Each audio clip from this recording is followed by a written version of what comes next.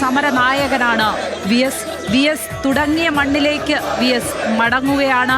V എസിനെ പരുവപ്പെടുത്തിയ മണ്ണിലേക്ക് മടങ്ങുകയാണ്. പുന്നപ്രയുടെ പോരാട്ടങ്ങൾ നയിച്ച മണ്ണിലേക്കാണ് മടങ്ങുന്നത്. ആസ്പിൻവാളിൽ തൊഴിലാളികളെ സംഘടിപ്പിച്ച ഇടത്തേക്കാണ് വി എസ് ഇപ്പോൾ മടങ്ങുന്നത്. കുട്ടനാട്ടിലെ തൊഴിലാളികളെ സംഘടിപ്പിച്ച ചരിത്രമറിയാം.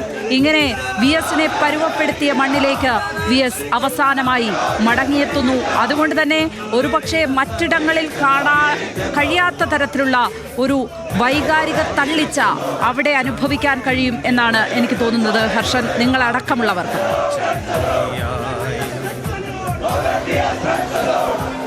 തീർച്ചയായും ഇവിടേക്ക് പുന്നപ്രയിലെ വീട്ടിലേക്ക് എത്തിക്കൊണ്ടിരിക്കുകയാണ് വി എസ് അച്യുതാനന്ദനെ.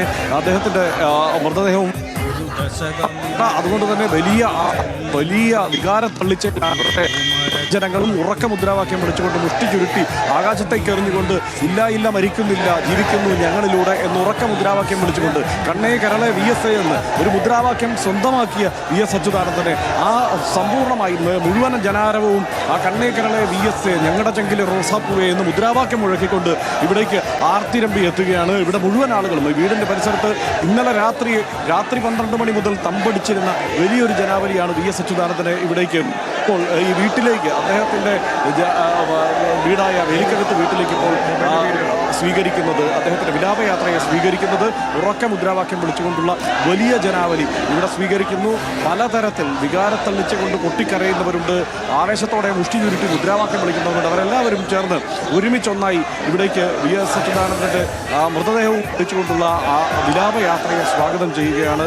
വേലിക്കകത്ത് വീട്ടിലേക്ക് വെന്തടത്തറയിലാണ് വി എസ് അച്യുതാനന്ദൻ ജനിച്ചതെങ്കിലും അദ്ദേഹം വേലിക്കകത്ത് വീട്ടിലേക്ക് ആണ് വരുന്നത്. അദ്ദേഹം വളർന്ന വീട് വേലിക്കകത്ത് വീടാണ്. ഈ വീട്ടിൽ നിന്നാണ് വി എസ് ഒരു നേതാവായി വളരുന്നത്.